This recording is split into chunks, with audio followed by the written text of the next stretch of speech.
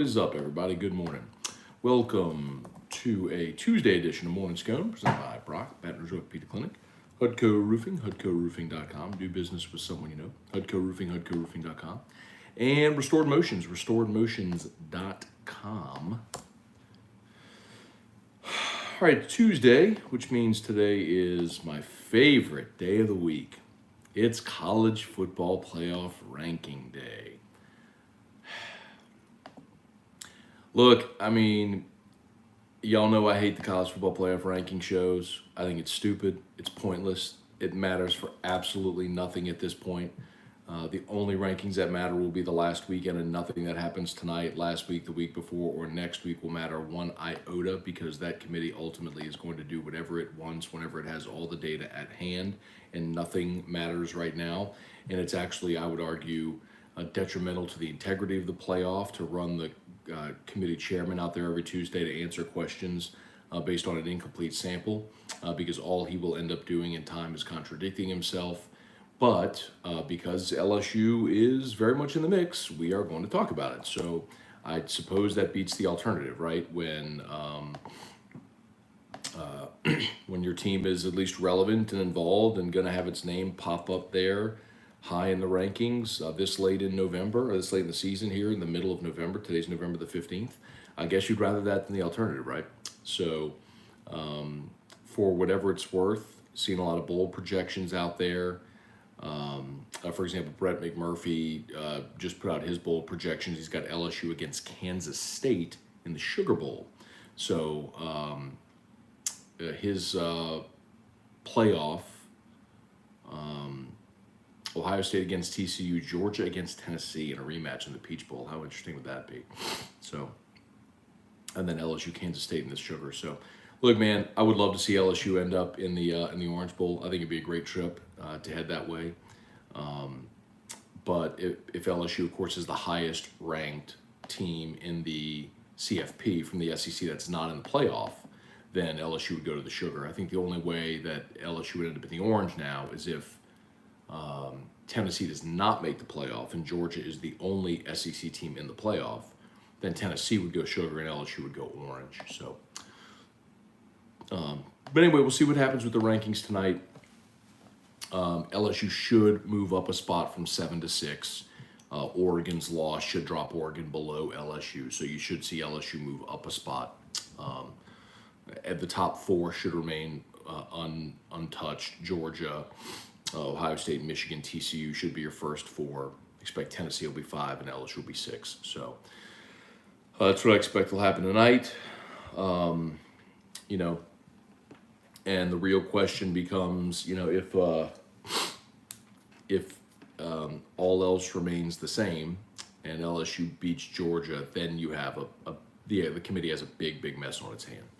And I would love to see him sort that out. I'm not super sure it would go LSU's way, because I don't know if they would put 3 SEC teams in, and I think a one-loss Tennessee with a head-to-head win over LSU might get the nod over 2-loss LSU. But then you have LSU's win over Georgia, and Tennessee lost to Georgia, and LSU has a conference championship. And so a lot of stuff to weigh. All right. Let's say some good mornings. Fire away with whatever y'all got. How about the Otter locks last night? Otter gave you Washington plus 11. They get the outright win on Monday Night Football. So nice night for Otter locks. All right, Ryan Amanda Guidry, good morning. Kelly Gross, Tyler Alexander, good morning. Gilbert Robbins, good morning from North Louisiana. Okay. Teddy Rasafi, good morning. Go Tigers, 6 p.m. game on ESPN for A&M. Yeah, man, I'm excited about that. That's a good kickoff time. So LSU, Texas A&M night game for the regular season finale. They're on a week from Saturday, so bummer that this Saturday is 8 p.m. Brian Wynn, David Coslin, Brian Arsenault, Tuesday, tell the truth, ranking day until next Tuesday. Okay. Craig Dugas, so Texas 4-8 is very possible, but do you think Texas 3-9 could come true? I don't think so, Craig. Jeff McKithen, good morning. I think Texas A&M will beat UMass this week. I think they are a vastly superior team, and their 6-game losing streak. Their 6-game losing streak misery will come to an end. They do play at 11 a.m. I mean, that'll test the mettle of even the most ardent Aggies. UMass, by the way, is 1-9 on the season. So A&M is a 33-point favorite in the ballgame. So yeah, A&M I think is going to go ahead and win this game, and see how they fare against LSU in the regular season finale. So, Jonathan Martin, Caleb, good morning. Hope you and your family has a blessed day. Thank you, Caleb. Same to you and yours. Tim Gotro, Trav 504, Casey Smith, morning by the dip. Oh, Casey. I was talking about crypto. For months and months and months, a lot of the technical analysis suggested the Bitcoin bottom would come in November at about 14K. It's currently sitting in the 16.8 range. If we have another bottom drop out, which I think we might, I've been talking about that for weeks. I am armed and ready. If Bitcoin touches 14. There's some suggestion that it could go even lower because of all the FTX stuff. But man, I would be giddy if I had the opportunity to buy Bitcoin at under 10K. Oh my God. Yes. So I'm ready. I'm ready to buy the dip. I'm already DCAing right now, and I'm ready to hammer the dip if it goes even lower. And if not, if we see a bounce back, I'll probably take it where it is.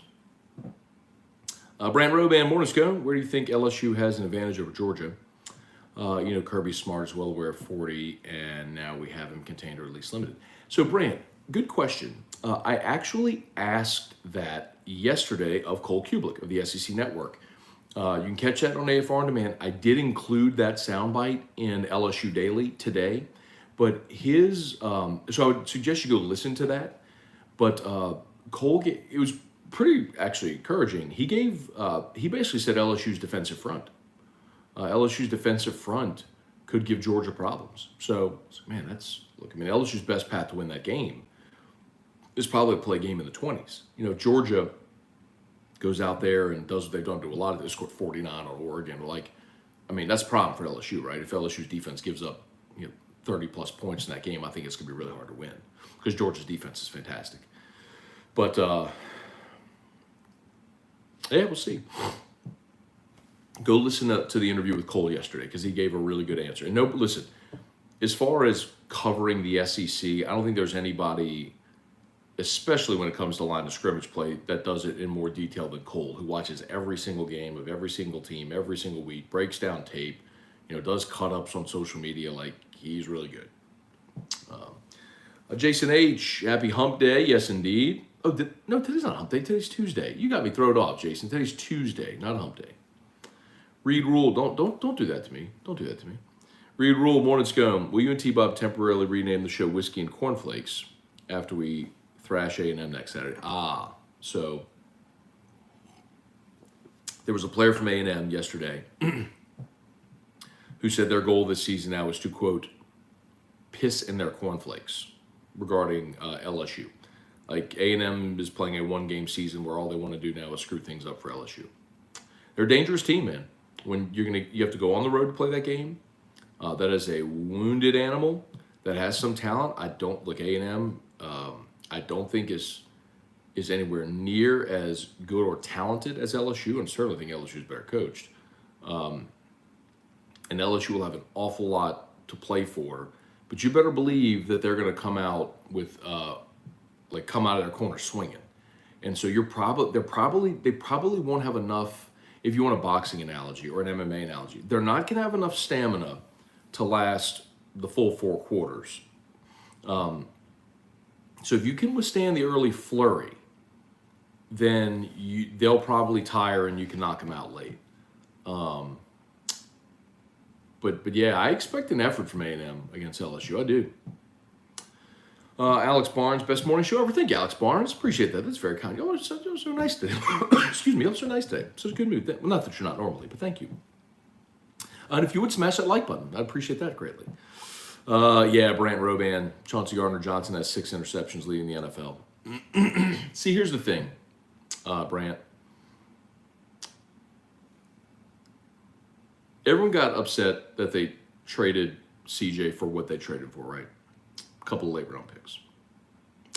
And my point to that was, look, it's better to move him now and get something for him than to wait till after the season and let him walk in free agency. I mean, that's what happened with Marcus Williams. That's what happened with Trey Hendrickson, Alex Anzalone, right? I mean, the list is long of guys who you drafted, they played well, and ultimately Sheldon Rankins, who you let walk in free agency, got nothing for them.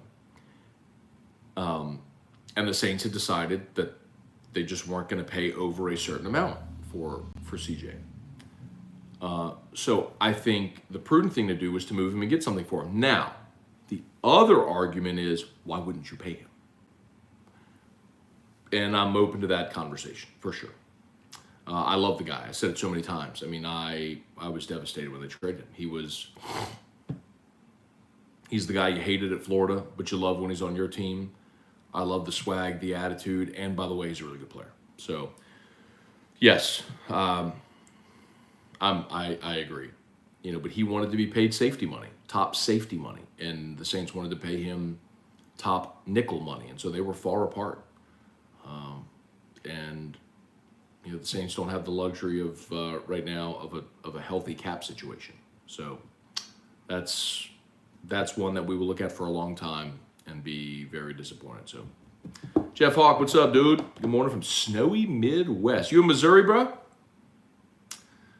Ooh, no thank you, man. Snow in November. Dude, I think I've told you this before, but that year I spent in South Bend, we got our first snow in October and our last snow in May.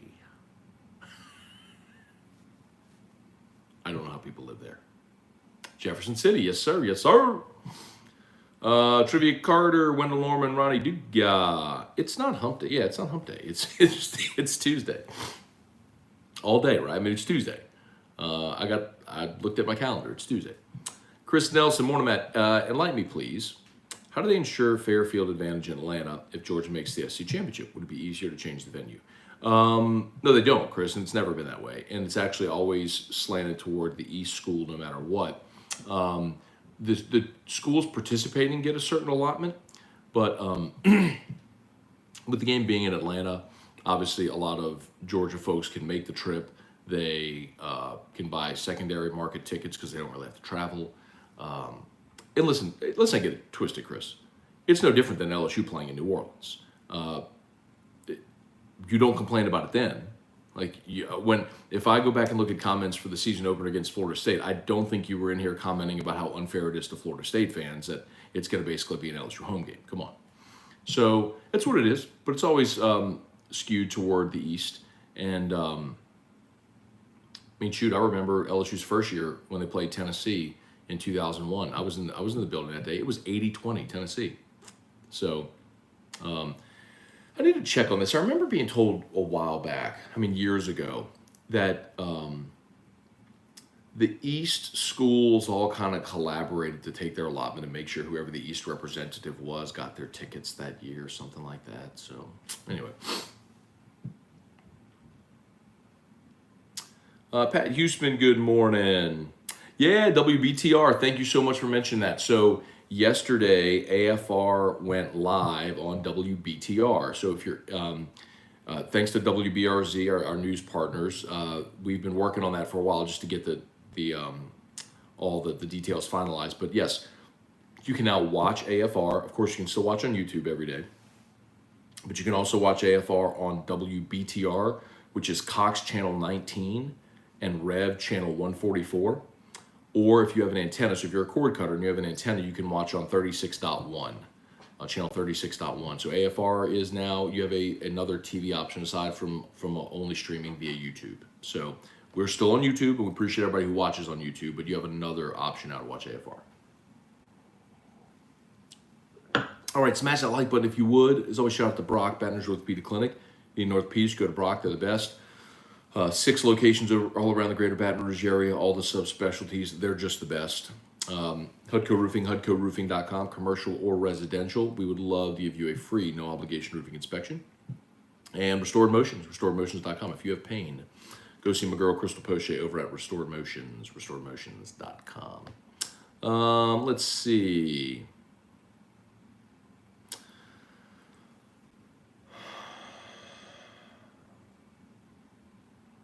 I lost my spot. Here we go. Ryan Thibodeau, more chaos equals more playoff teams. I agree with you. If we have to have an argument like, well, this team belongs, well, this team belongs, well, this team belongs, well, then you could make a salient argument for any of them. Then let's not have people in a ballroom in a hotel decide. Let's play it on the field and decide. Craig Duga, the committee will use LSU as a different team now than they were in the beginning. They'll listen. The committee will do whatever it wants, and if it's like we feel it's the best, the 4 best teams, and LSU's playing the best record, they'll do whatever they want. But I think it would be very difficult to leave out a 2-loss SEC champion that would have just beaten Georgia and beat Alabama. So we'll see. Now, but if I was a Tennessee fan and we were 11-1, and our only loss was on the road to number 1 Georgia, and we went on the road and pounded LSU, I'd be pissed if I wasn't in. Ron Ritchie, Brent Duga, well, LSU. Let's see, we'll be playing against future Tigers transfers from A&M. I do think LSU will get at least one A&M player via the transfer portal this offseason. It is a player on the defensive side of the ball. I do think LSU is going to get at least one transfer from A&M this offseason, yes. I'm not saying only one, but at least one. Paul Losey, good morning. Jacob St. Philip, 2 things. Nice to have an LSU coach who is articulate and gives you confidence in what he's doing. Dennis Allen needs to go, one and done. He had tools this year. His team looks worse than any Peyton team, even the 7 and 9 years. Yep. Marty Savoie. In fairness, though, all those Peyton teams had Drew Brees. So, Marty Savoie. Good morning, Matt, from cold Houston. If the committee lives up to their philosophy when Bama is in the running, select 4 best teams, LSU wins out, then you think we are selected for the playoffs. Marty, listen, there are some people who have been pretty adamant and definitive that they think if LSU beats Georgia, that they'll be in. I'm not so confident because I think there is a strong case to be made for Tennessee, as I just said, and there's precedent because of what happened in 2016, which I've referenced often.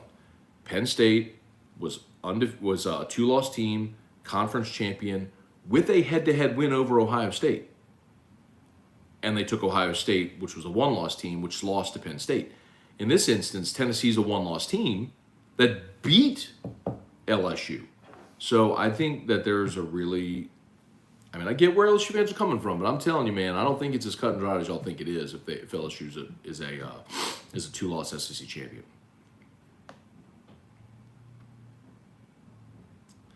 Craig Dugas, will we get an appearance by the Parfait Bomber in Atlanta? I don't think so, Craig, because it looks like we're going to be at the Hyatt, not at the Marriott. So I will tell you all that. So LSU's team hotel is the Hilton. The SEC hotel, where SEC media and all that stuff stays, is the Hyatt, and Georgia is at the Marriott Marquis. So we are going to be staying at the Hyatt and very likely doing our shows from the Hyatt, which is where we were before the 2019 SEC championship game. 2019 Peach Bowl, we were at the Marriott, and that's where the Parfait Bomber was. If you're not familiar, we were doing our show on this sort of elevated deck at the Marriott Marquis, which has this beautiful, tall, atrium. And somebody from several floors up dropped a parfait onto our set that exploded. It was loud and intense and shook everything, and it was kind of scary for a moment. But anyway. Matt, any concerns of any of the LSU quarterbacks on the roster possibly transferring out if Daniels does decide to return? That's always a possibility. I think Nussmeier would be the most likely to transfer. I also don't worry about that. You've got to recruit quarterbacks every year, and you want Jaden Daniels to stay. So if Daniels stays and someone goes, so be it. Brian Broom, good morning. Stephen Dufour, if you look at it, if you remove the money they paid Juice and Honey Badger, they could give could have paid Chauncey. Yeah, but you know what, Stephen, if I go back and I look at comments whenever they signed Tyron and Jarvis, I'm sure you and everybody else were pumped about it, as was I. So if you're going to play that hindsight game, then you got to be accurate with what your opinion was at the time. Ali Samandori, good morning. Ryan Amanda Guidry, great morning show like always. Got to run. Thank you, Ryan. Bubba Smith, Glenn Thomas, C. Harold Perkins getting a lot of love on the national front.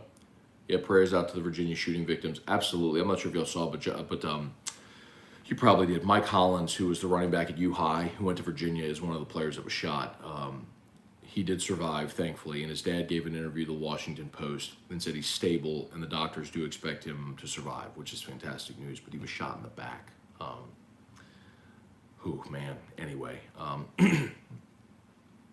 definitely condolences to the families of the victims and everybody at the UVA community, and prayers for recovery and prayers of thanksgiving. That looks like Mike is going to make it. God.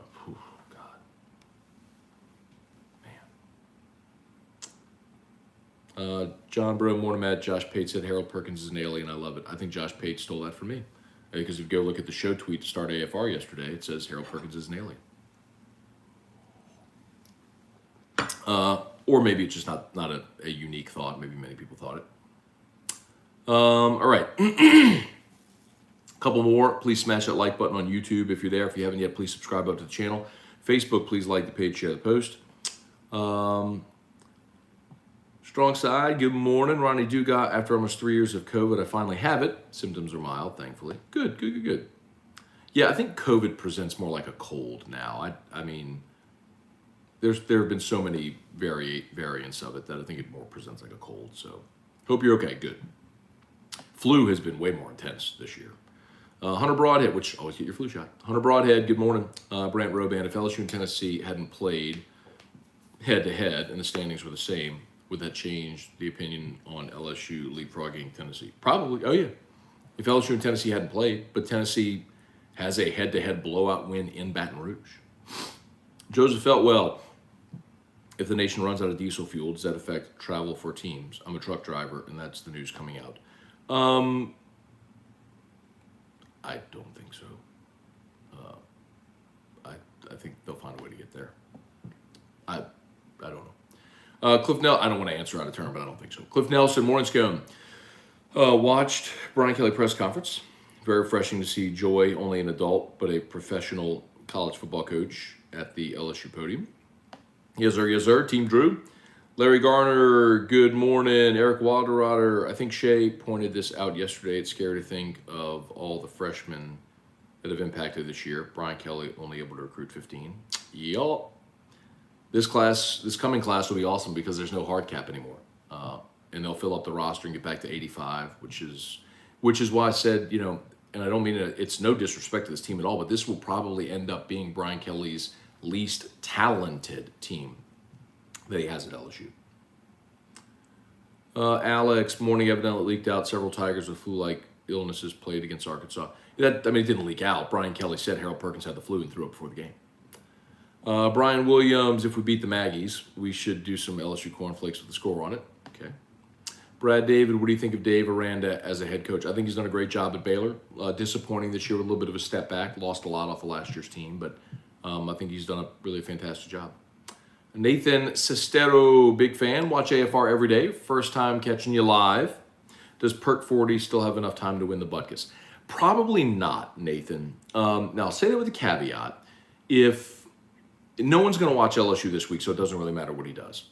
I think a lot of people are going to be tuned into that A&M game at 6 p.m. prime time, with LSU being very much in the thick of the playoff race.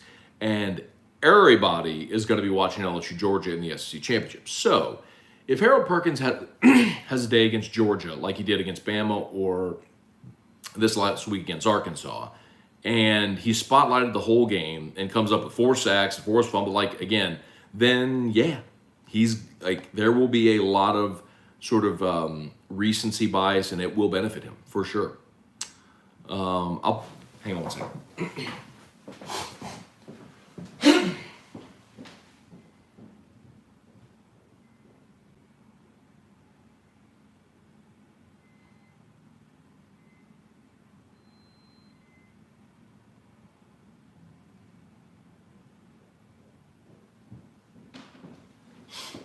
I gotta go. Got like one more minute. I gotta go quickly. But the best example I can give you of a player having a dominant conference championship game and benefiting dramatically, but was Ndamukong Suh in the Big 12 championship game in 2009. In that game, he had 4.5 sacks and 12 tackles. And on the heels of that game, and 7 of those tackles were TFL. So 4.5 sacks, 7 TFLs, 12 tackles in the game. And on the heels of that game, he not only went to New York, but became the Heisman Trophy runner-up in 2009. So Ingram won it in 2009, but Suh was the runner-up, and it was close. And everyone had sort of heard Ndamukong Suh's name, but that Nebraska team was like a 9-3 team. So like they weren't really on the national radar as far as being like a title contender or anything. And that was still in the BCS era, so only 2 teams got in. But Suh, everyone saw the game and was like, holy crap, look at this guy. And on the heels of that, went to New York and was the runner-up for the Heisman. So if Perkins goes to Atlanta and has a day like that, then yes, he would have a chance to win the Buckets. As a freshman, yes, he would have a chance. What's worse, Louisiana summers or Indiana winters? Indiana winters. Give me 110-degree heat index every single day. I'll go jump in the pool. Pour tequila and jump in the pool. Andrew Elliott, you still have Russ Mitchell on your show every Wednesday. Jesse Brown, morning Matt. Look forward to this evening. I always try to schedule mornings so I can listen to the show. Thank you, bro. Appreciate it. Jacob Battles, we don't have a franchise quarterback. Don't have money to pay one or anyone else. So, yes. So, Jacob, that's exactly the point. So you use a top pick on a quarterback and hope that you get Jalen Hurts in round 2, right? Russell Wilson in round 3, Kirk Cousins in round 4. You can find them. It doesn't have to be Tom Brady in round 6. I mean, you can find. I mean, Tony Romo was a UDFA. I'm saying that those are outliers, but you can find those guys. I mean, Lamar Jackson was the 32nd pick of the draft. Everybody had a chance to draft him. And Mitchell Trubisky went 3rd, and Carson Wentz went 2nd. So there are a lot of busts at the top of the draft and guys that make it at the end of the first round or in the middle round. So you just got to find them. You got to scout well and find them. And that's the Saints' only possibility of making it out of an extended down period. And I mean, this year and then probably 2 more before you recoup your draft capital, resettle with whatever your build is going to be moving forward. Okay, it is 8:02. I got to go. I'm so sorry for everybody I missed. Thank y'all so much for watching. As always, shout out to Brock. They've been great sponsors of ours for a long time. If you need an orthopedist, you go to Brock. Awesome people. brortho.com, brortho.com for Brock. Main location on Bluebonnet, inside the Surgical Specialty Center, right there near Perkins. Hudco Roofing, hudcoroofing.com. Do business with someone you know. We'd love to give you a free, no obligation roofing inspection. Hudco is pinned in the chat. And Restored Motions, restoredmotions.com. Shout out to my girl, Crystal Poche. If you have pain, do what I did. Book a session with Crystal Poche over at Restored Motions and get you some relief from that pain. I'll go ahead and pin Restored Motions. I'm sorry, I'll go ahead and post Restored Motions in the comments so y'all can see the website right there. All right, y'all have an awesome day. Thank you so much for watching. We will see you for AFR. LSU Daily is already posted, so would love it if you would go listen to LSU Daily. Subscribe to that podcast as well. We will have a new episode of Rosters to Riches, the NIL podcast, dropping today as well. And AFR 3 now on WBTR in Baton Rouge. That's cable channel 19 on Cox, channel 144 on Rev. And if you're a cord cutter and you have an antenna, it's 36.1. So you can still watch AFR on YouTube, but now you have another TV option for AFR. We're very grateful to our friends over at WBRZ for that opportunity. All right, y'all. I'm sort of filibustering just because I wanted to get to 30 minutes, and we're 8 seconds away. So I will say again, thank you all for watching Morning Scone, and we will see you this afternoon for AFR at 3.